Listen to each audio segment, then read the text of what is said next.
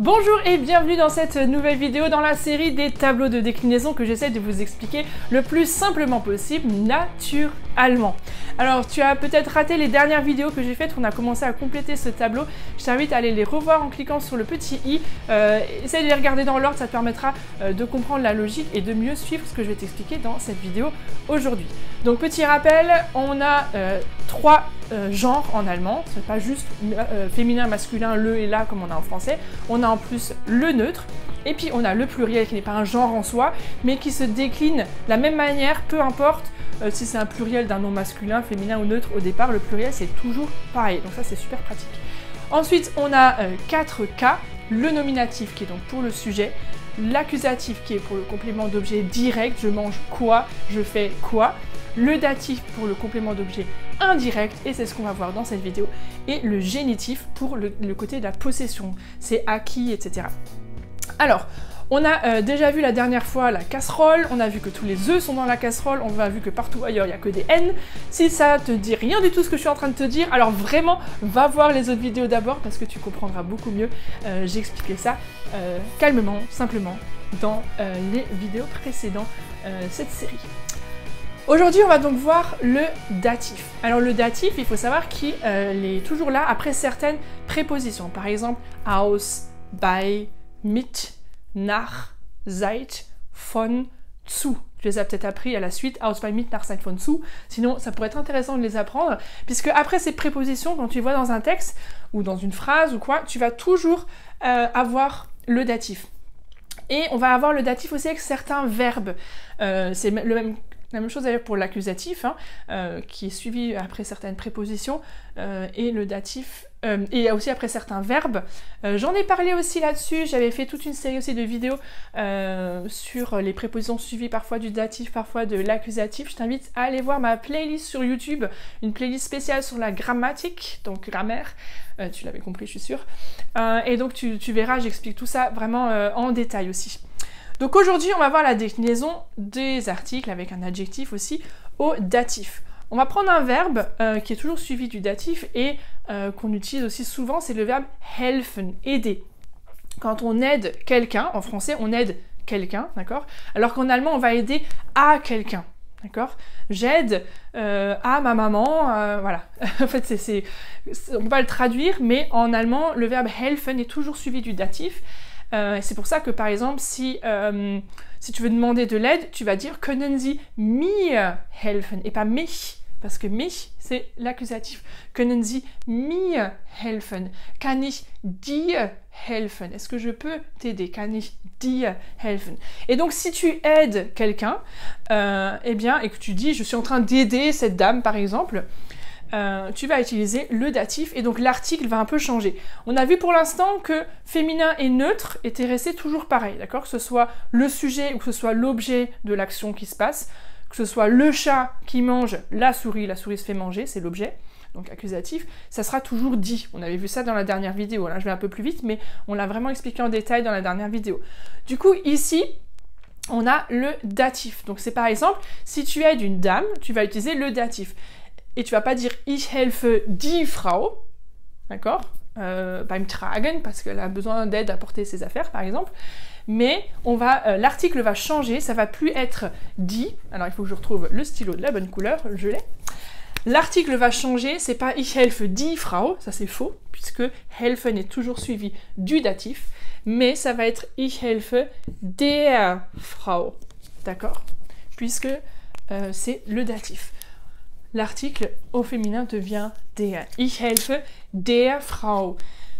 On a vu la dernière fois que hors de la casserole, ici, tous les adjectifs prennent un N. Donc ici, forcément, tu sais déjà que ça va être, si tu aides une jolie dame, par exemple, ich helfe der schönen Frau beim Tragen. Elle a besoin d'aide à porter. Ou ich helfe der alten Frau beim Tragen. Je l'aide à porter ses affaires. Ensuite, ce qui est très pratique au datif, c'est que peu importe que le nom soit neutre ou masculin, il va se décliner de la même manière. Donc ça fait 2 fois plus de chances, 2 fois moins de chances de se tromper, puisque on a 2 fois plus de chances que ce soit la même, cette terminaison-là. Donc au féminin c'est der, et c'est ça qui est un peu troublant, puisque der au départ c'était le masculin quand c'est au sujet. Der Hund schläft, le chien dort, c'est le chien qui est sujet. Par contre, si j'aide une dame, qui est féminin, ich helfe der Frau. Et voilà, et là on retrouve un der au féminin. C'est ça qui est un petit peu troublant. Mais voilà, une fois que c'est compris, ben, du coup on comprend. C'est une autre logique, mais c'est comme ça. Au masculin et au neutre, on va retrouver toujours le même article qui est dem. D'accord? On avait den, et là c'est dem, donc avec un M.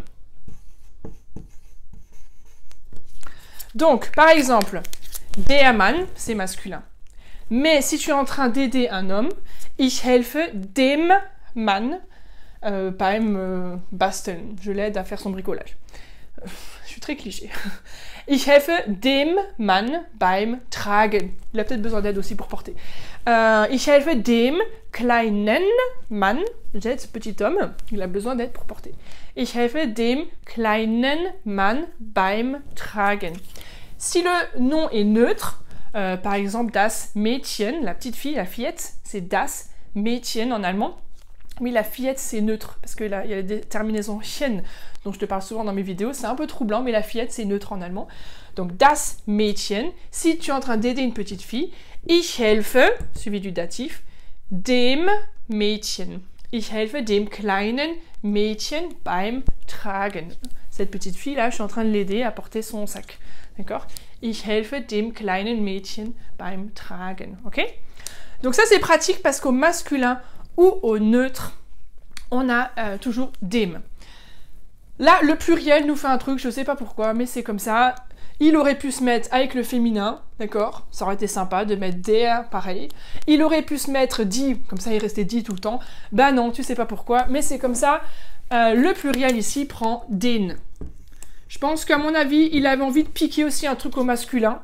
Il s'est dit, le féminin, il a déjà piqué le der, moi j'ai qu'à piquer le den, quoi. Enfin, je sais pas, c'est comme ça. Des trucs, c'est un peu bizarre, mais c'est comme ça. Donc, il n'y a aucune logique. Mais si tu es en train d'aider les petits-enfants, die Kinder, au pluriel, die kleinen Kinder tragen etwas Schweres. Les petits-enfants sont en train de porter quelque chose de dur. Die kleinen Kinder tragen etwas Schweres. Ich helfe den kleinen Kindern. Et en plus, on va rajouter un N derrière au nom. Je vais pas rentrer dans le détail là-dedans, sinon je vais te perdre. Mais en gros, au pluriel, tu rajoutes des N partout. Allez, allez, on y est, on met des N partout. Ich helfe den kleinen Kindern. Ok? On rajoute encore un N derrière à certains noms.